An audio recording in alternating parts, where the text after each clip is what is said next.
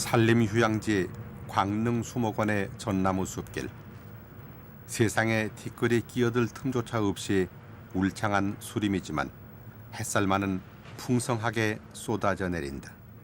광릉수목원 입구에서부터 의정부 방향으로 약 3km 정도의 숲길을 달리다 보면 봉선사 입구가 나온다.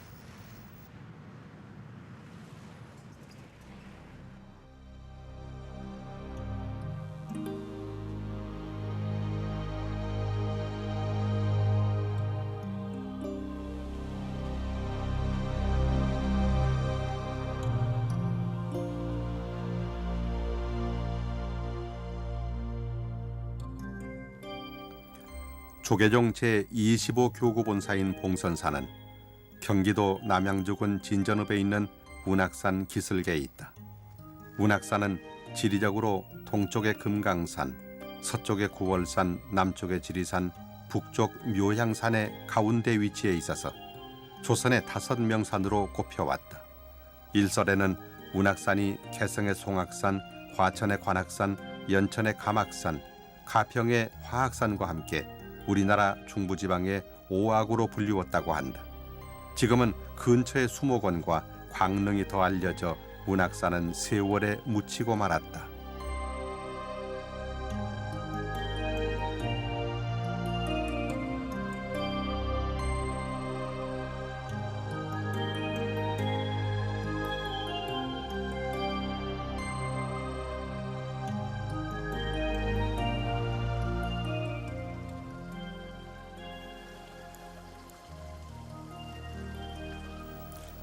조선 예종 때인 1469년 왕실의 원찰로 창건된 봉선사는 옛날부터 교종의 종찰로 이름이 높았다.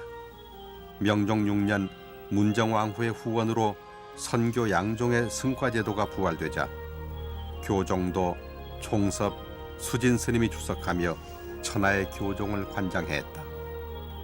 입구의 흰색 건물은 봉선사에서 세운 광동 산림고등학교가 있던 자리로 교종 수사찰의 전통이 퇴색되지 않았음을 보여준다.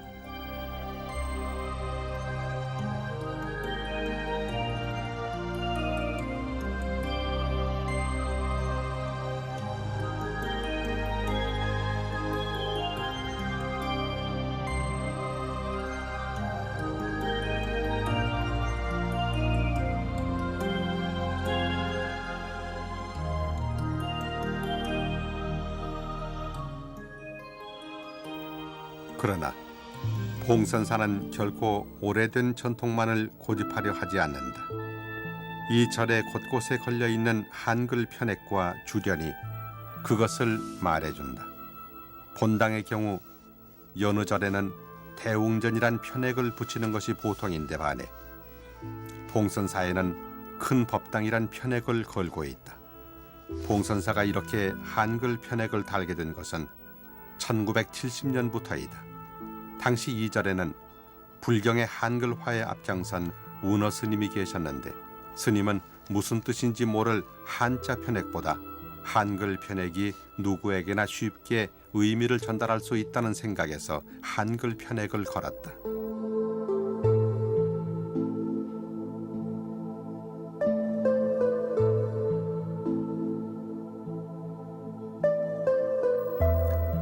큰 법당 외벽의 이 그림은 부처님의 일생을 그림으로 표현한 팔상도이다. 마야 부인이 석가모니 부처님을 잉태하는 장면부터 출가해서 깨달음을 이루고 법을 펼치시다가 열반에 드시기까지의 거룩한 삶을 8가지로 그린 것이다.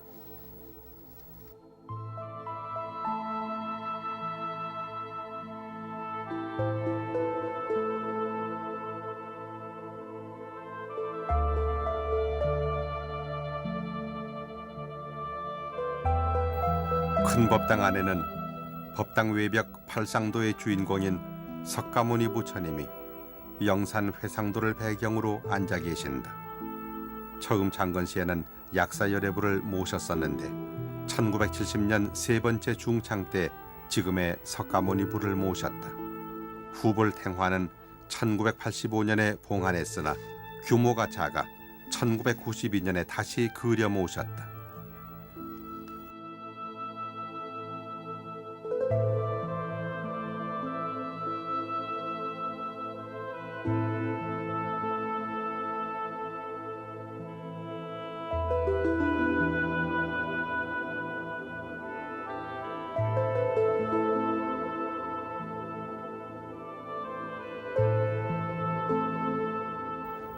왼쪽에 봉안된 신중탱화.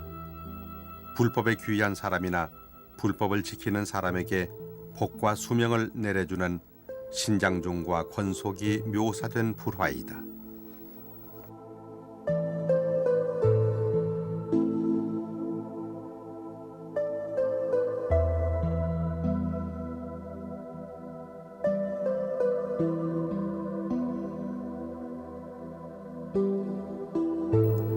봉선사 큰법당에서 또 한 가지 불자들의 시선을 끄는 것은 다름 아닌 동판으로 된 벽경이다.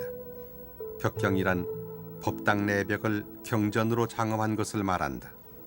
동쪽 벽에는 한글 대장경 중 화엄경 승수미 정상품 125매가 장엄되어 있고, 서쪽 벽에는 고려 대장경 중 법화경 전문을 원형대로 복사한 경판 227매가 장엄되어 있다.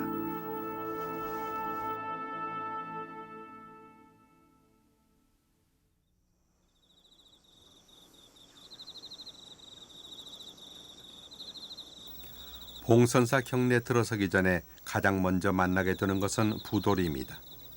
가을 햇살 속에 빛나는 부도림은 봉선사의 역사를 말해준다.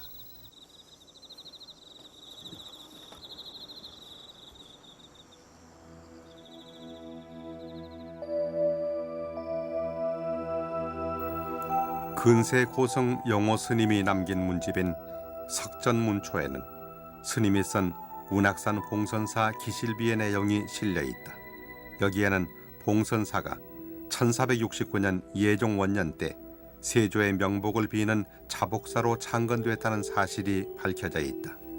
이와 같은 사실은 동국 여지승남에도 나와 있다. 초창은 고려 광종 때인 969년 법인국사에 의해 이루어졌다는 설도 있으나 기록으로 전해지지 않아 1469년을 초창으로 보고 있다. 한 해 전인 1468년에 세조의 능침인 광릉이 운악산 자락에 조성됐다. 이때 세조의 비 정의 왕우윤 씨는 불심이 돈독했던 세조의 극락왕생을 빌며 봉선사를 창건했다. 세조는 어린 조카인 단종과 아우인 안평대군을 죽이고 왕위를 찬탈하면서 조선 초 왕실을 피로 얼룩지게 했다. 그런 세조였으나 불신만은 깊어 불교 배척의 분위기 속에서도 불경 간행, 원각사 창건 등 불교 중흥을 위한 많은 사업을 펼쳤다. 정의왕후는 봉선사를 지을 때 친히 불사의 현장을 돌아보며 꼼꼼히 살폈다고 한다.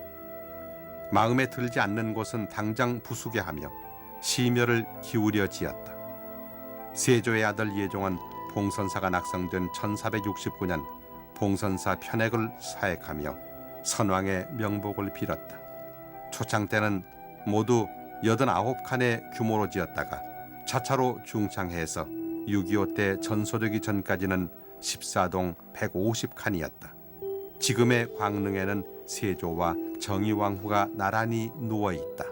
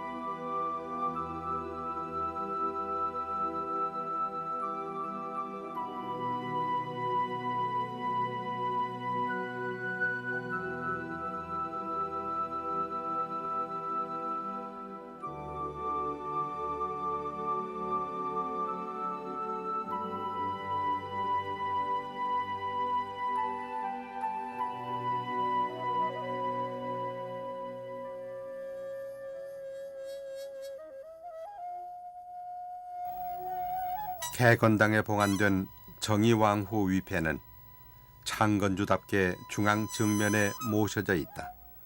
봉선사 본 말사지에 의하면 봉선사 동쪽에 있던 숭은전에 세조의 영정이 봉안돼 있었다고 한다.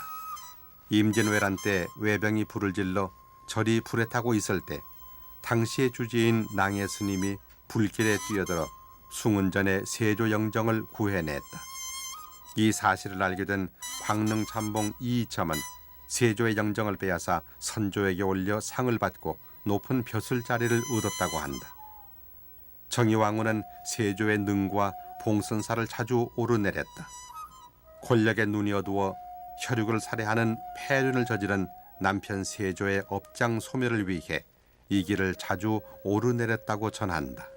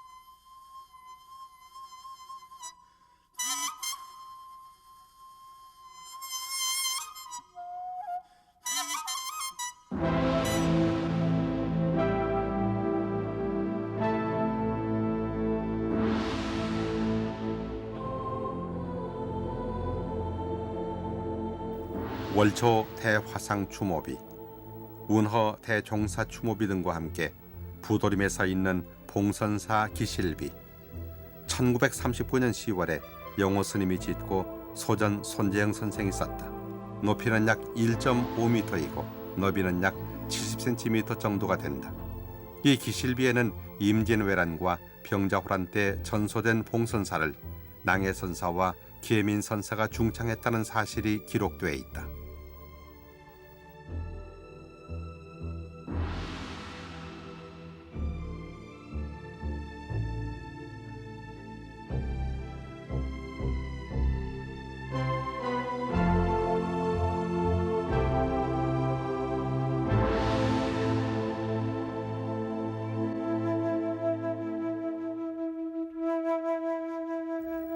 범종각은 1956년에 지었다가 1988년 중창에 지금의 모습을 간직하게 되었다. 원래는 법당 남쪽에 있었는데 터가 협소해 청풍루 동쪽으로 옮겼다. 6.25 전까지는 범종을 청풍루에 봉안했으나 그나마도 전쟁 때 사찰이 전소돼 수년 후에야 따로이 범종각을 짓게 된 것이다. 보물제 397호로 지정된 봉선사 동종은 1469년 창건과 함께 주조되었다.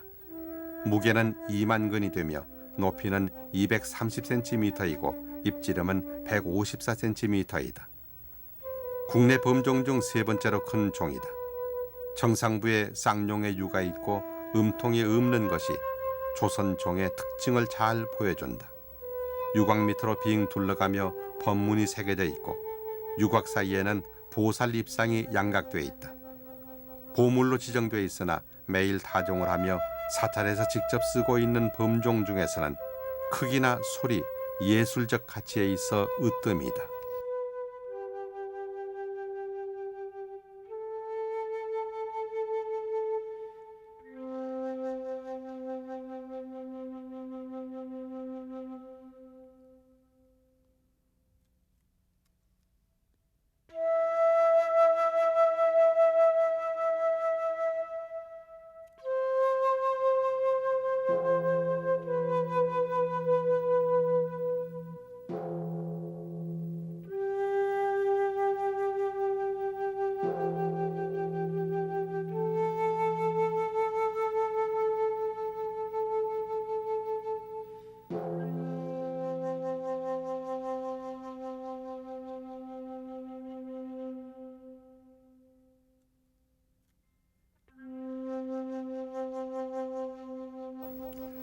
1951년 6.25 직후 전쟁으로 폐허가던 봉선사에 방치된 동종의 모습을 담은 장면이다. 그러나 다행히도 동종은 훼손되지 않고 오늘까지 원형을 보존하고 있다. 동종과 함께 6.25의 전화를 모면한 유일한 건물은 삼성각이다. 산령각, 북두각, 독성각의 세 현판이 나란히 걸린 삼성각은 산신탱과 칠성탱, 독성탱을 모신 전각이다. 삼성각은 1926년에 월초 스님이 세운 건물로 오래된 전각답게 고풍스런 데가 느껴진다.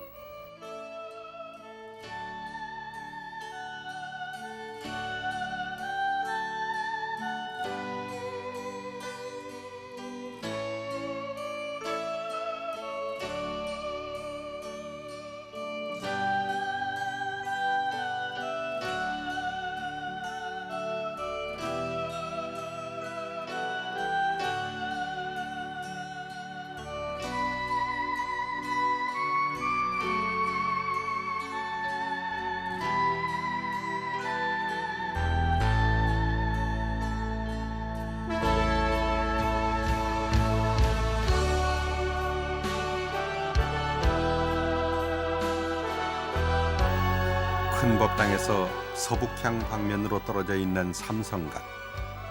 전화의 위기를 넘기고 가장 오래된 전각의 자리를 지키며 외벽 천정에 그려진 악기를 연주하는 건달바들처럼 의연히 불법을 지켜왔다.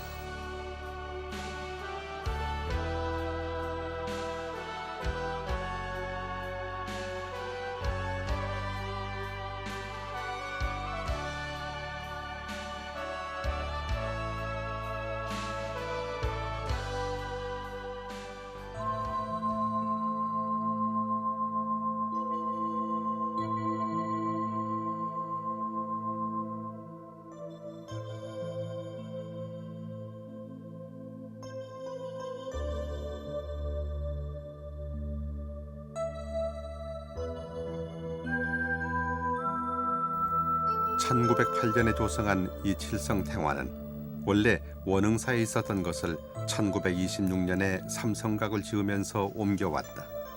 칠성탱화의 칠성도는 북두각에 봉안되는데 우리의 심장이 7잎으로 되어 있음을 상징하며 장수를 맡은 보살의 모습으로 신앙되고 있다. 주불인 지성광열의 좌우로 일광보살과 월광보살이 협시하고 있으며 그 주위로 칠성이 불교화한 것임을 보여주는 일곱열애와 칠원성군 3대 육성 28숙이 그림으로 표현되어 있다. 흥국사의 상규 스님과 월화 스님이 그린 것으로 당대를 대표할 만한 우수한 작품으로 꼽힌다.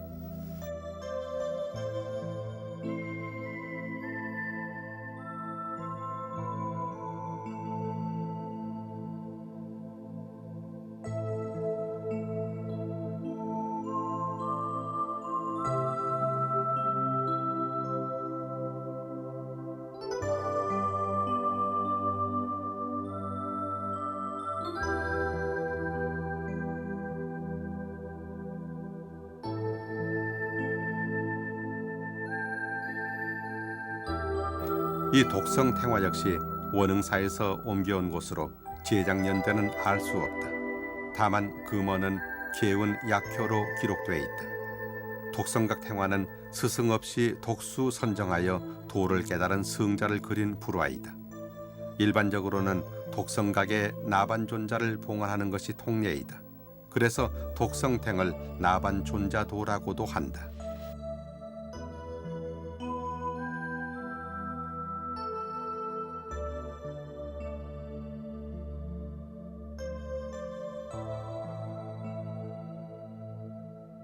산신탱화는 1972년에 조성한 것으로 그 이전의 탱화는 도난당했다.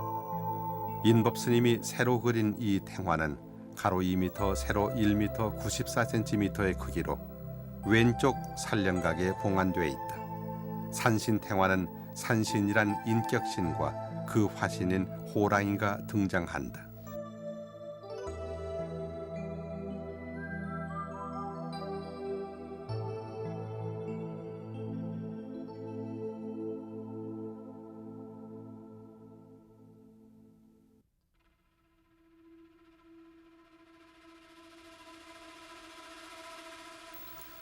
이 사진은 6.25 이전의 봉선사를 촬영한 것으로 고적 도벌한 책에 실려 있다. 정확한 촬영 연대는 알 수 없으나 6.25 때 전소되면서 원래 모습을 상실한 봉선사의 옛 가람 배치를 알 수 있는 귀중한 자료이다.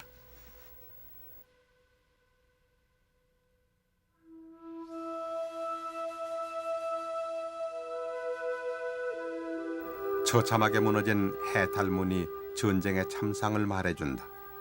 사진으로 본 옛 봉선사의 가람 배치는 정면에 소슬 대문이 좌우로 나 있는 주랭랑이 있고 행랑 안에 바깥뜰이 있으며 누문을 통해 들어가면 안뜰이 있다. 이 안뜰 좌우로 성당과 선당이 입구자 모양으로 벌려 서 있으며 안뜰 정면 상단에 대웅전이 있는 구조가 수원의 용주사나 서울의 봉은사 가람 구조와 같다. 1959년 범종각 복원을 시작으로 30여 년간 계속된 복원 불사로 봉선사는 옛 모습을 되찾았다.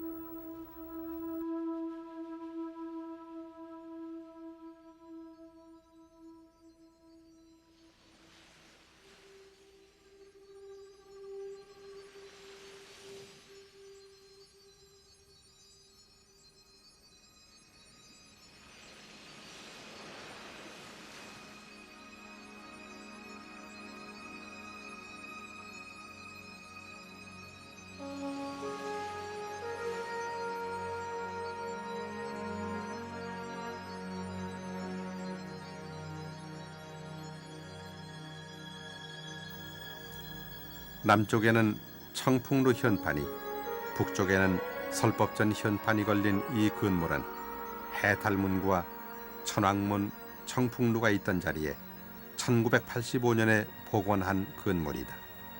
1980년부터 시작한 청풍루 복원불사는 봉선사의 전 사부대중이 참여해서 조약돌 모으기 운동을 전개해 5년 만에 낙성을 보았다. 위층 법당에는 아미타불을 봉안했으며 각종 법회를 보고 있다. 아래층은 전리를 보는 사무실과 요사로 쓰고 있다. 누각으로는 국내 사찰 중 제일 규모가 큰 것으로 알려져 있는데 위 아래층 각 112평이다.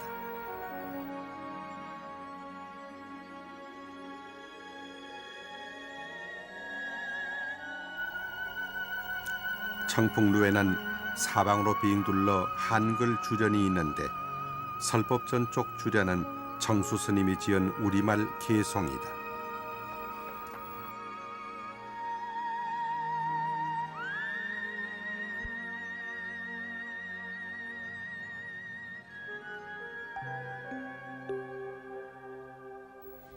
(1973년에) 복원한 방적당은 입구자형의 당후다. 방적이란 발걸음을 좀 자유롭게 놓아준다는 뜻으로 첫 단계 수행을 마치고 다시 다듬는 스님들이 거처하는 선방을 말한다. 방적당은 대개 스님들이 수행을 하는 큰 방과 조실, 승방으로 꾸며져 있다.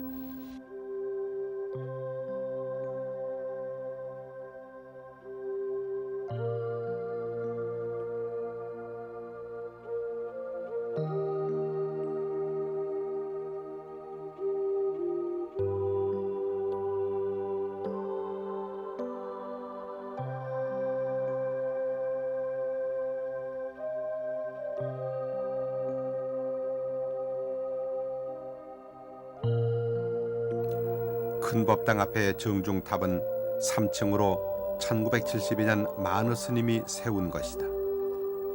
정중탑 좌우로 세워진 석등은 쌍사자가 받치고 있는 모습이 화엄사석 등과 흡사하다.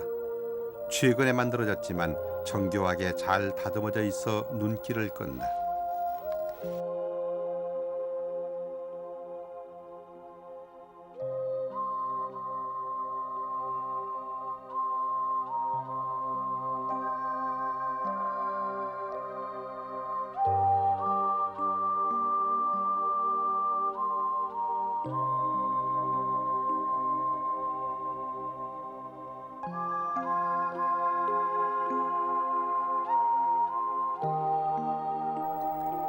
큰 법당 앞들 좌우에 방적당과 같은 구조로 마주보고 있는 운하당.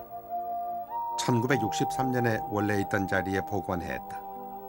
운하당에 쏟아지는 햇살처럼 따스한 부처님의 가피 속에서 스님들은 지혜를 닦는다.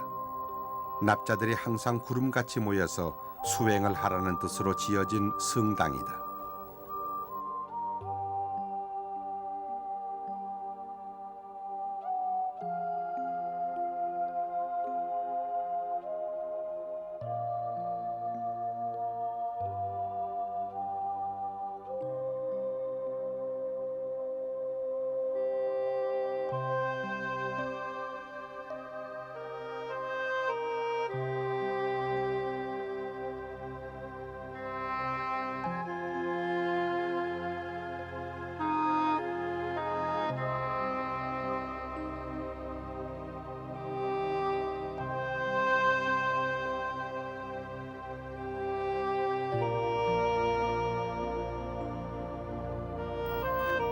큰 법당 뒤 좌우로 삼성각과 마주해 있는 개건당은 창건주인 정의왕후 윤씨의 신위와 계민선사의 위패, 월초화상과 대시주자 정문수행의 영정이 모셔져 있다.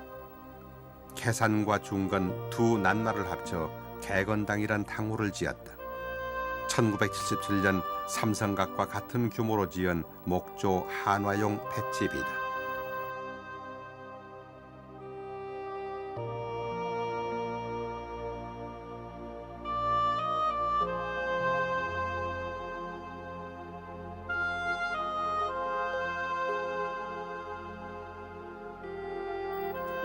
다경실은 애월제가 있던 자리에 1978년에 새로 지었다.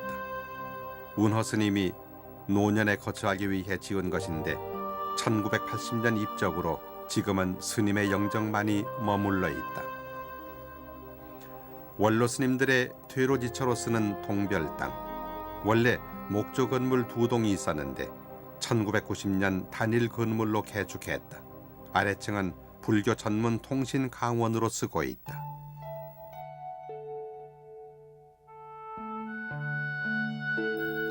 이 괴볼은 1735년에 상공 이성애가 정조의 어머니 영빈 김씨를 위해 제작한 것이다.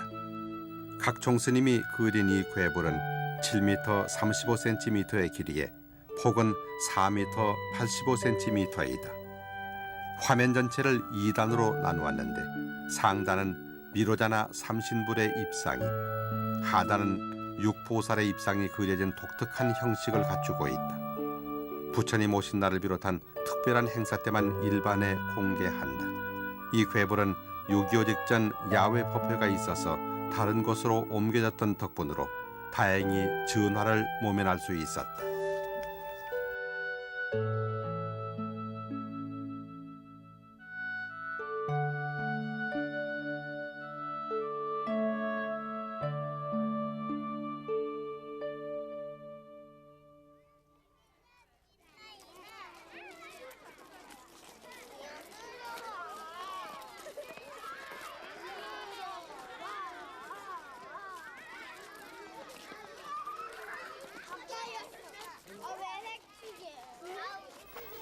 절 앞에 유치원생 행렬은 왠지 이채롭기만 하다. 이 어린이들은 봉선사에서 세운 연꽃 유치원에 다니는 원생이다. 1993년 처음 개설해 사학급 120명의 어린이가 뛰어놀고 있다. 어린이 보교와 교육이 동시에 이루어질 수 있는 유치원 건립에 원을 세운 사중에서는 한 거사의 시주와 여러 신도들의 동참금으로 지하 1층, 지상 3층, 연건평 225평의 규모로 연꽃 유치원을 세웠다.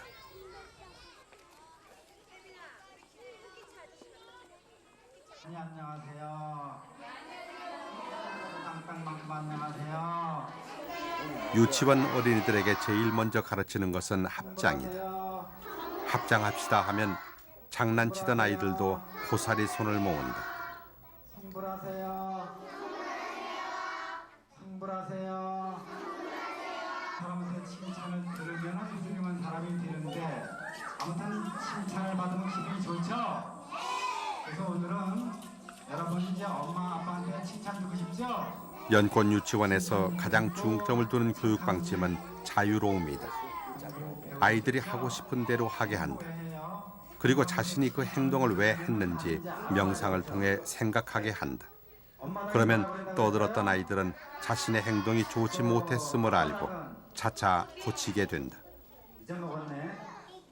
1등 해야지. 그럼 꼴찌인데. 꼴찌 되면 엄마 아빠가 싫어하겠죠? 이게 잘 해야지. 키 캐르키. 키 캐르키 키 캐르키. 키 캐르키 가가가. 가가가 가가가. 이름이 정원입니다. 이렇게 불러주세요. 합장 다음으로 어린이들에게 신숙한 것은 목탁이다. 목탁으로 박자를 맞춰 절을 하는 것쯤은 기본이다. 어른들도 시간이 걸리는 반야심경을 노래하듯 암송하는 어린이도 상당수이다. 그래서 부처님도 이 아이들이 대견하신지 항상 웃고 계신다.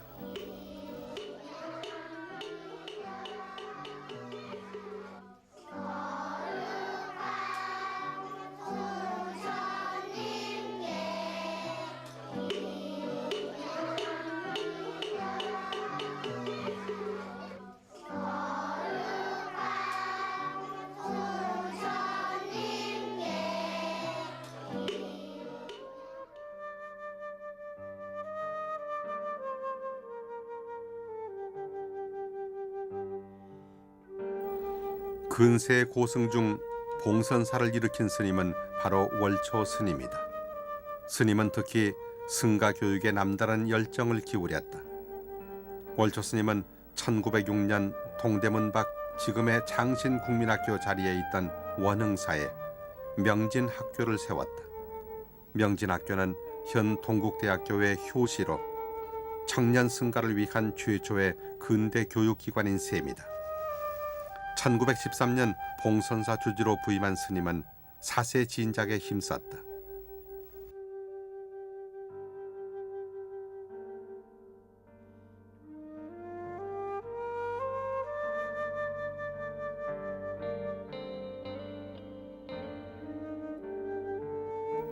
(1927년에는) 개운사 강원을 설립하는 데 큰 힘을 기울였고 1934년에는 봉선사에 홍법 강원을 열어 손주 상자인 운허 스님과 함께 후진 양성에 힘썼다.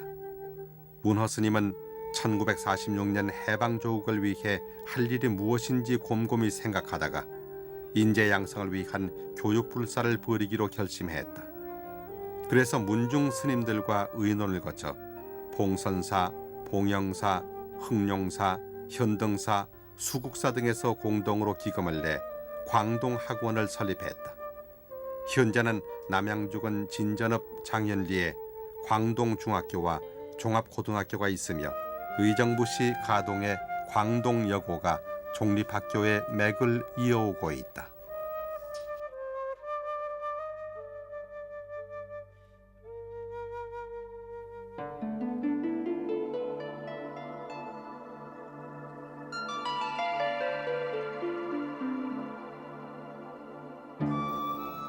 경전의 한글화에 평생을 바친 운허 스님은 불교학 발전에 큰 자취를 남긴 분이다.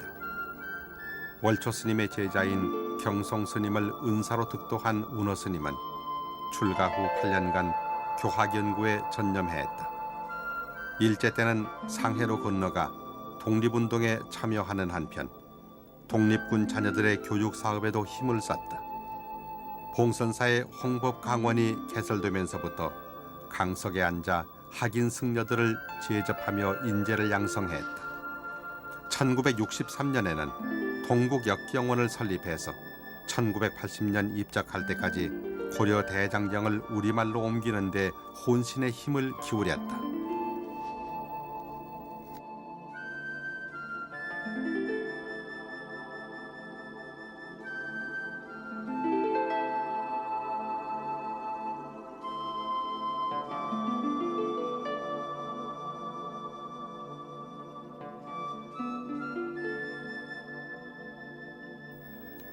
봉선사에 주석했던 스님으로는 성숙 스님이 있는데 금강산의 붉은 승려로 알려진 스님이다. 월초 스님을 통해 만해 스님과 김범린 등 독립운동가들을 알게 되면서 독립운동에 뛰어들게 되었다. 성숙 스님은 봉선사에 조선 독립군 임시사무소를 설치하는 등 활발한 독립운동을 펼치다가 조선 의열단에 가입하면서부터는 승려의 신분을 버리고 항일투쟁에만 전념했다. 해방 후에는 진보사회당을 만들어 공화당의 유신체제에 반대하는 운동을 펼쳤다. 평생을 독립투쟁과 사회운동에 바친 스님이다. 명호 스님과 진호 스님은 봉선사에 주석하며 사세 확장에 힘을 썼다. 진호 스님은 불교의 여러 의식을 체계화한 성문의범의 편저자로 유명하다.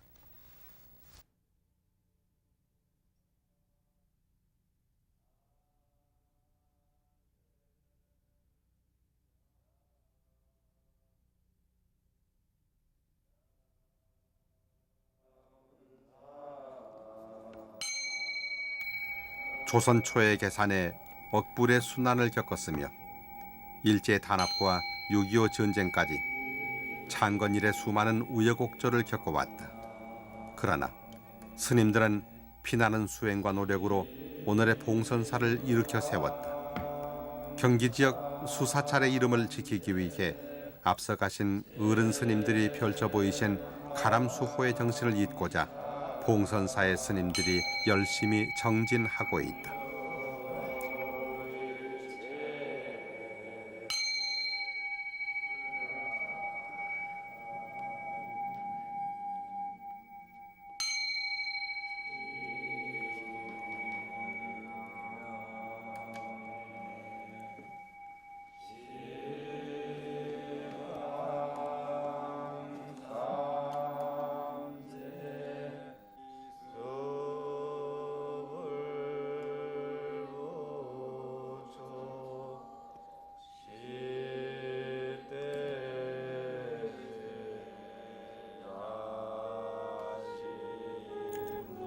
운허 스님이 마치지 못한 역경 사업은 제자인 월운 스님이 이어서 추진하고 있다. 교육 불사를 중시한 월초 스님의 뜻을 기리기 위해서 1983년 불교 전문 통신 강원을 개설해 지금까지 계속해 오고 있다.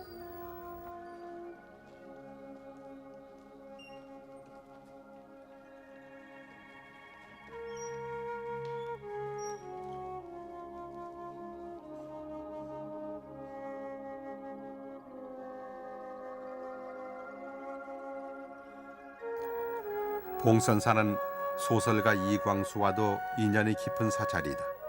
이광수는 운허 스님의 육촌형으로 불교에 심취했었다.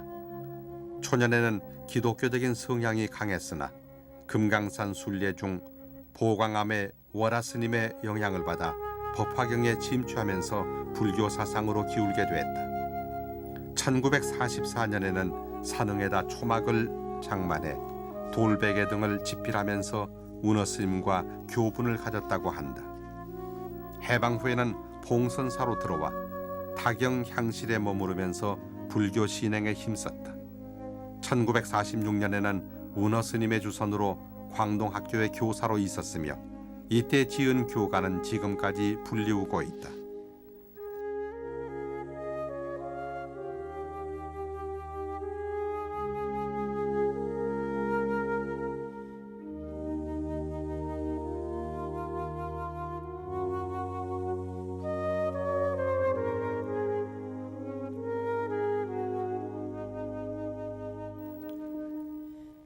이광수는 절 뒤 숲속에 있는 약수터를 자주 찾았는데 물맛도 좋을 뿐더러 산책하며 작품을 구상하는 데는 좋은 장소가 아닐 수 없었다.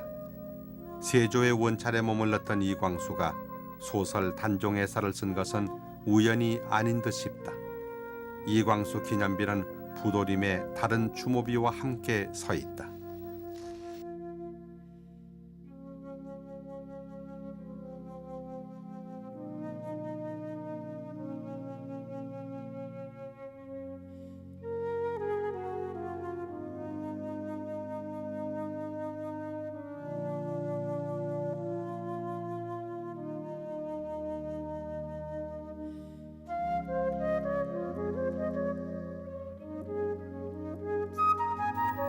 봉선사에서 서쪽으로 1km 정도 떨어져 있는 신숙주 암자터다.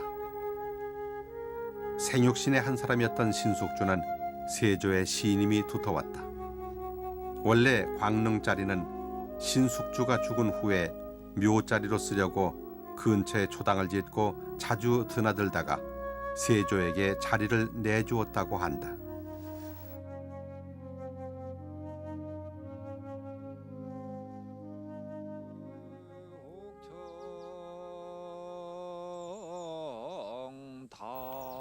봉선사 창건주 정의왕후를 말하자면 빼놓을 수 없는 절이 하나 있다. 지금은 거의 폐사가 되다시피 한 양죽은 회암면 소재 천보산 회암사다. 회암사는 원래 고려 말에 창건된 전국 사찰의 총본산이었다. 이런 절이고 보니 정의왕후는 회암사에도 각별한 관심을 기울였다. 왕후는 아들 이해종에게 건의하여 회암사가 큰 대찰의 면모를 이어갈 수 있도록 했다.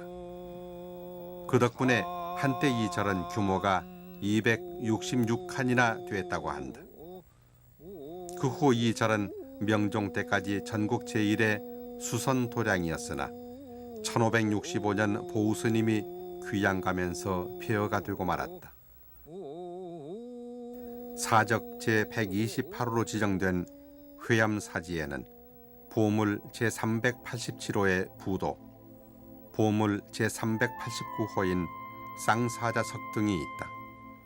경기도 유형문화재로는 제49호인 지공선사 부도와 석 등, 제50호인 나홍선사 부도와 석 등, 제51호인 무학대사비, 제52호인 회암사지 부도탑이 있다.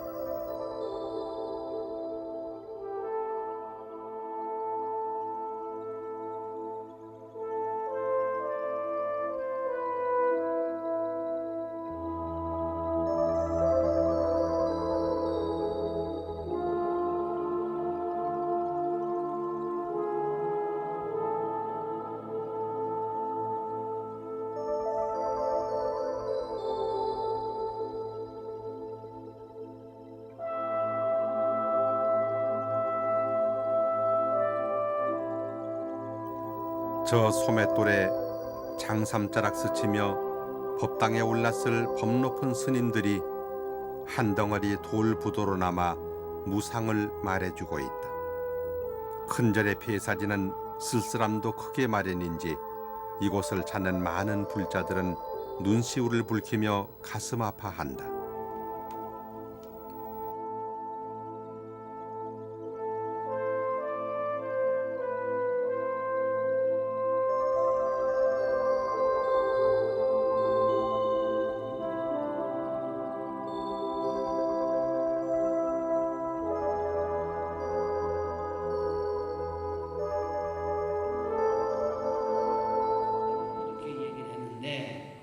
법신부처님을 갖다가 진신그래요. 참 진짜 몸 진짜 우주의 참 진리입니다.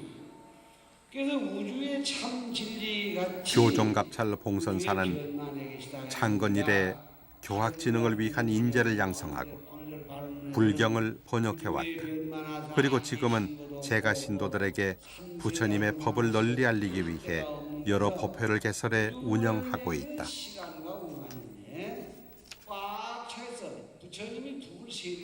봉선사 스님들은 불자 가족 모두가 불교 신도가 되도록 권장하며 막연한 믿음만 가질 것이 아니라 적극적인 신행 활동을 해야 한다고 법회 때마다 강조한다. 그리고 일 따로 종교 따로가 아닌 항상 부처님 법으로 살아가도록 거듭 말한다. 법신 안에 나타나는 하나의 현상입니다. 네.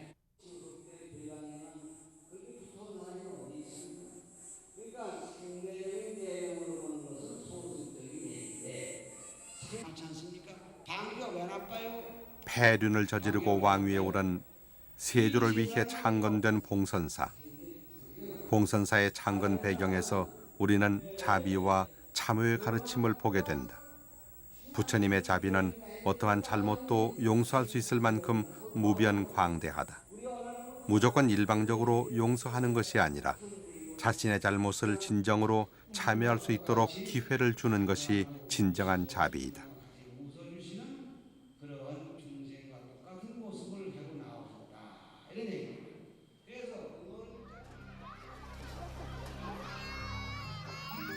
권력의 눈이 어두웠던 세조도 이미 부처님 품에서 참여를 하고 죄업을 닦았을 것이다.